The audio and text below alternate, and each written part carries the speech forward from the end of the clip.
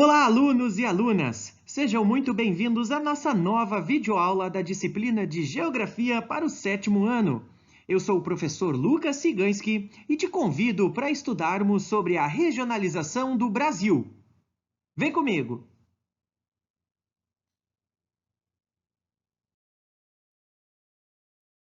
A primeira pergunta que vai nortear as nossas descobertas é o que é uma região?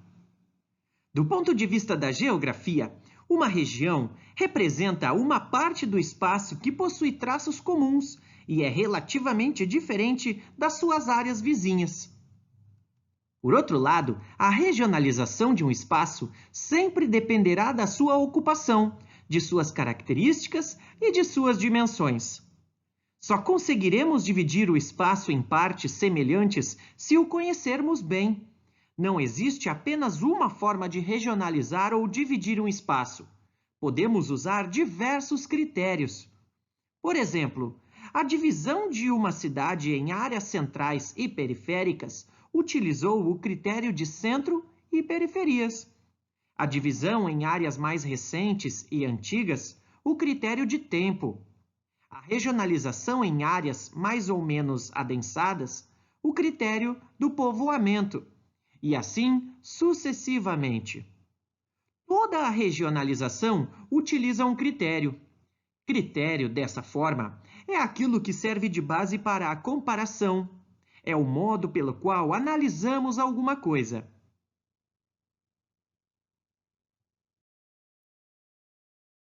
Uma forma prática de observarmos a regionalização é olharmos para a nossa sala de aula.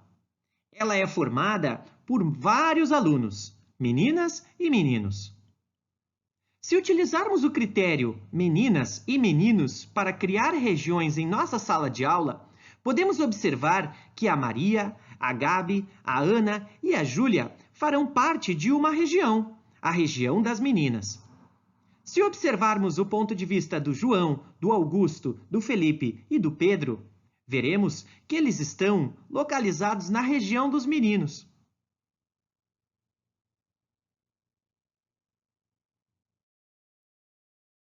Outro critério para a regionalização pode ser, utilizando-se da mesma sala de aula, as preferências de disciplina.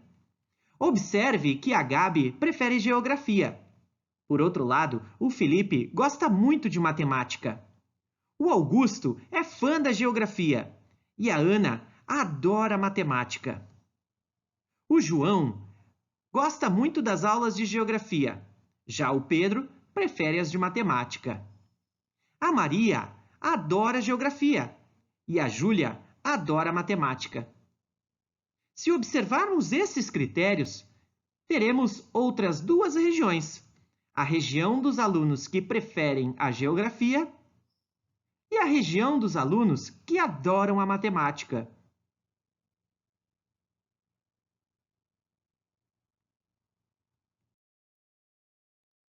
Outro critério pode ser utilizado também da cor do cabelo.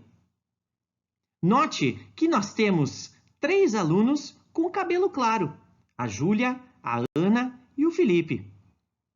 Se agruparmos esses 3 alunos, eles farão parte de uma região. Por outro lado, João, Augusto, Maria, a Gabi e o Pedro farão parte da região em que os alunos possuem o cabelo mais escuro.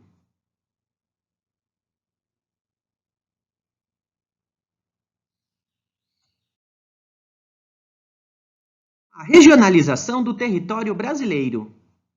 Sabemos que o território brasileiro é muito extenso, com a predominância de climas tropicais quentes e úmidos em grande parte do seu território, com exceção no que ocorre ao sul do Trópico de Capricórnio, onde o clima predominante é o subtropical. O Brasil também possui a sua maior ocupação humana na faixa do litoral. Sabemos também que ele é dividido em 27 unidades da federação que formam o Estado Nacional Brasileiro, um Distrito Federal e 26 estados. Existem unidades mais populosas, como São Paulo, Minas Gerais e Rio de Janeiro, e outras menos populosas, como Roraima, Acre e Amapá. assim como há também estados mais industrializados e outros menos industrializados. A grande pergunta que fica é: por que regionalizar um território? No nosso caso, é possível regionalizar o Brasil de inúmeras maneiras, por dois principais motivos. Primeiro, porque o território brasileiro é imenso, um dos maiores do mundo, maior inclusive que todo o continente europeu, com exceção, é claro, da Rússia. Segundo, porque as mudanças espaciais foram e continuam intensas, com muitas migrações de pessoas de uma área para outra, além de muitos lugares que ainda passam por transformações profundas, alguns se industrializando, outros modernizando a sua agricultura, tornando-se áreas turísticas, modificando intensivamente o meio ambiente com desmatamentos e entre outras transformações.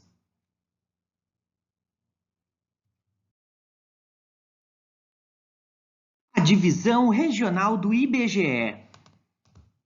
Em 1970, o Instituto Brasileiro de Geografia e Estatística dividiu o país em 5 macro-regiões. Essa divisão ela é considerada a divisão administrativa oficial, porque a grande parte dos órgãos governamentais utilizam-na para fazer as suas análises e os seus estudos. Os critérios utilizados pelo IBGE para realizar essa divisão regional foram os físicos, ou seja, os aspectos naturais de cada território, além dos critérios culturais e econômicos. Neste mapa, é possível observar as 5 grandes regiões de acordo com o critério estabelecido pelo IBGE. A região Nordeste é formada por 9 estados, entre eles Maranhão, Piauí, Ceará, Rio Grande do Norte, Paraíba, Pernambuco, Alagoas, Sergipe e Bahia. Ela representa cerca de 18% do território nacional e compreende 53 milhões de habitantes, algo próximo de 27,8% da população do país. A região norte do Brasil é composta de 7 estados: Rondônia, Acre, Amazonas, Roraima, Pará, Amapá e Tocantins. Essa região abrange quase metade do território nacional, cerca de 45,27% do Brasil. Embora seja grande em seu tamanho, a região norte do Brasil ela é pouco povoada, com cerca de 15 milhões de habitantes apenas, cerca de 8% de toda a população brasileira. A região centro-oeste ela é composta por 3 estados mais o Distrito Federal. São eles Mato Grosso do Sul e Goiás. Esta região compreende 18,8% do território nacional e possui 14 milhões de habitantes, cerca de 7,4% da população brasileira. A região sudeste é composta por 4 estados: Minas Gerais, São Paulo, Rio de Janeiro e Espírito Santo. Esta região compreende cerca de 10,8% do território nacional e abrange a grande maioria da população, cerca de 80 milhões de habitantes, o que equivale a 42% da população do Brasil. A região sul é formada por 3 estados: Paraná, Santa Catarina e Rio Grande do Sul. Ela abrange cerca de 6,7% do território nacional. Sua população está em volta de 27,3 milhões de habitantes, o que representa cerca de 14,4% da população do país.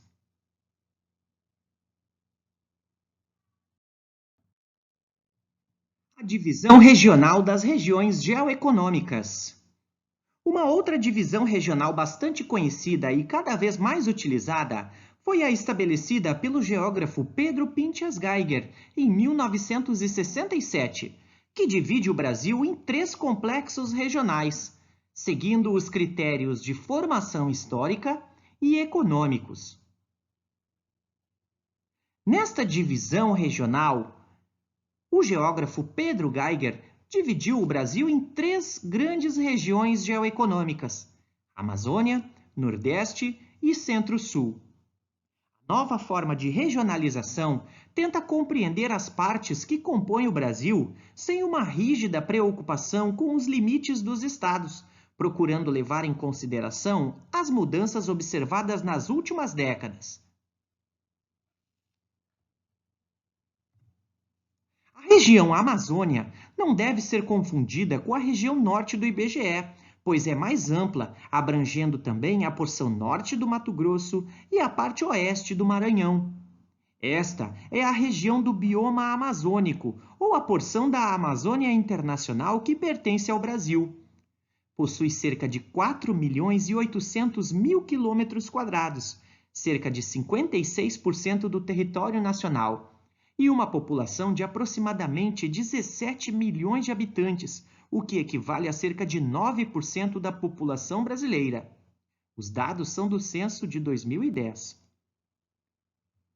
A região Nordeste também não pode ser confundido inteiramente com a região Nordeste do IBGE, pois abrange, além dos 9 estados, menos o oeste do Maranhão, uma parte do norte de Minas Gerais. Esse complexo regional compreende cerca de 1.600.000 km², quase 20% do território do Brasil, e possui cerca de 53 milhões de habitantes, cerca de 27,8% da população nacional. O Centro-Sul corresponde às regiões Sul e Sudeste da regionalização do IBGE, mais Goiás, Distrito Federal, Mato Grosso do Sul e uma parte sul de Mato Grosso e de Tocantins. Como dissemos, uma porção do norte de Minas Gerais não pertence ao Centro-Sul, e sim ao Nordeste. A área total do Centro-Sul do país é cerca de 2.100.000 km², quase 25% do território nacional, e sua população é de mais ou menos 120 milhões de habitantes, o que corresponde a mais de 63% da população brasileira.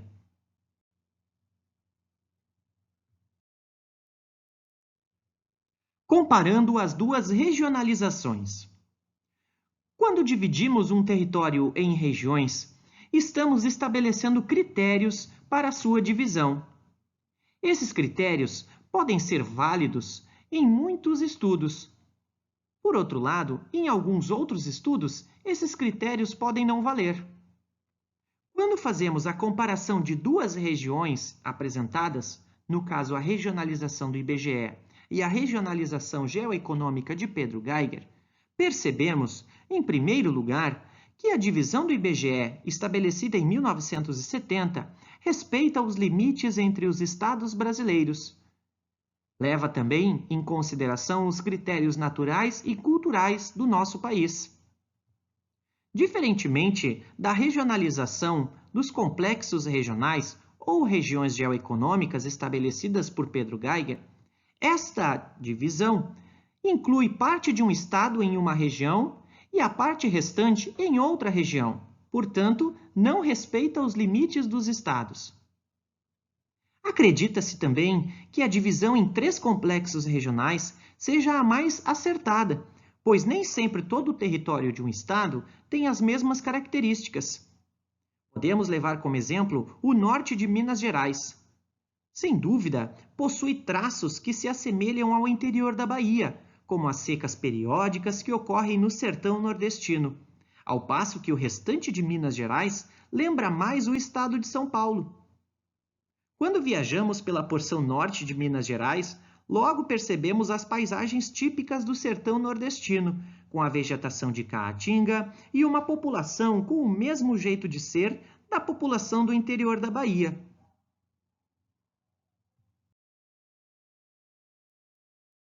Regionalização e formação histórico-territorial do Brasil. O argumento mais forte para adotarmos a regionalização dos 3 complexos regionais de Pedro Geiger é que ela leva em conta a formação histórico e territorial do Brasil.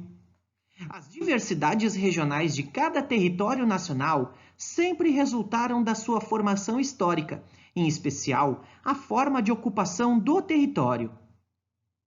A região Nordeste representa a porção territorial de ocupação econômica mais antiga. Foi aí que se iniciou a exploração mais intensa do Brasil colônia pelos portugueses, com plantações de cana-de-açúcar na zona da mata, onde existem bons solos de massapê, e também com a maior proximidade com o continente europeu. No passado, o Nordeste do Brasil teve a maior população e a primeira capital do país, Salvador, que também já foi a maior cidade brasileira. Contudo, a partir do século XIX, houve uma retração da economia e da população nordestina, e até recentemente o Nordeste forneceu grande número de imigrantes para as demais regiões do país.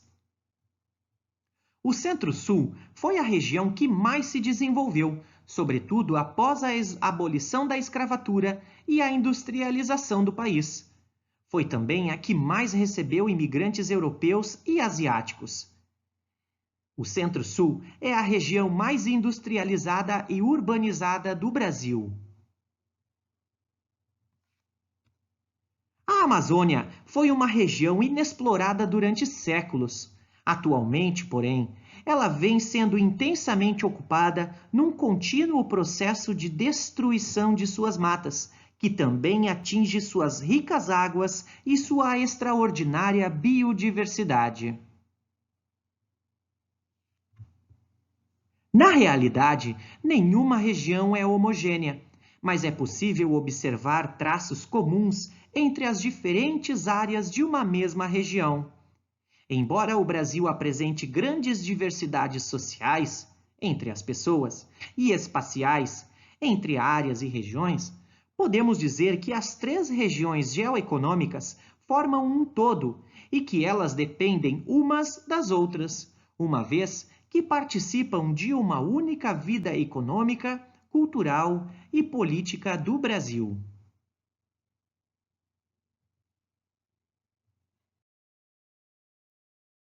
E por hoje nós vamos ficando por aqui. Muito obrigado pela tua atenção. Se inscreva lá no nosso canal, curta, compartilhe os nossos vídeos. Até uma próxima oportunidade. Tchau, pessoal!